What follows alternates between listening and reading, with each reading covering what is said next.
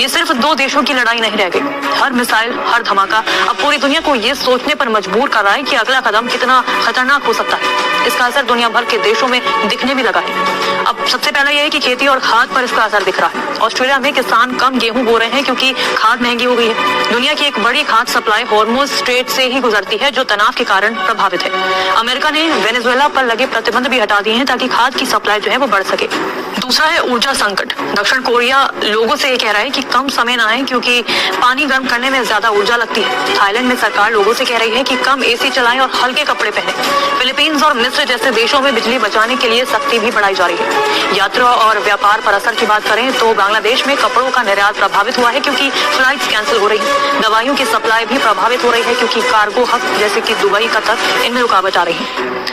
और असर जो है उसमें यह है कि तेल और रोजमर्रा की चीजें जो है वो महंगी हो गई। तेल की कीमतें बढ़ने से पेट्रोल डीजल महंगा हो गया, महंगाई बढ़ रही है। अमेरिका में घर खरीदना महंगा हो गया है क्योंकि ब्याज दरें बढ़ रही हैं। ब्राजील जो कि दुनिया का सबसे बड़ा शुगर प्रोड्यूसर है, अब चीनी की जगह बायोफ्यूल बनाने पर ध्यान दे सकता है। इससे चीनी महंगी हो सकती है। कपड़े और अन्य चीजें, उन पे भी असर है। पेट्रोकेमिकल से बनने वाले कपड़े जैसे कि ट्रैक सूट महंगे हो सकते हैं। हीलियम की कमी से पार्टी के गुब्बारे भी कम मिल सकते हैं। खेल और मनोरंजन पर भी इसका असर देखने को मिला है। सुरक्षा कारणों से फॉर्मूला 1 रेस जो कि बहरीन, सऊदी अरब में होती है, वो रद्द हो गई है।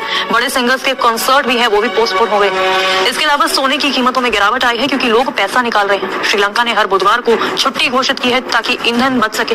लाओस में 3 दिन का स्कूल हफ्ता लागू किया गया है। ये खबर बताती है कि मिडिल ईस्ट में युद्ध या तनाव का असर सिर्फ वहीं तक सीमित नहीं रहता। पूरी दुनिया की अर्थव्यवस्था, ऊर्जा, दवाइयों, खाने और आम जिंदगी पर इसका गहरा असर पड़ता दिख रहा है।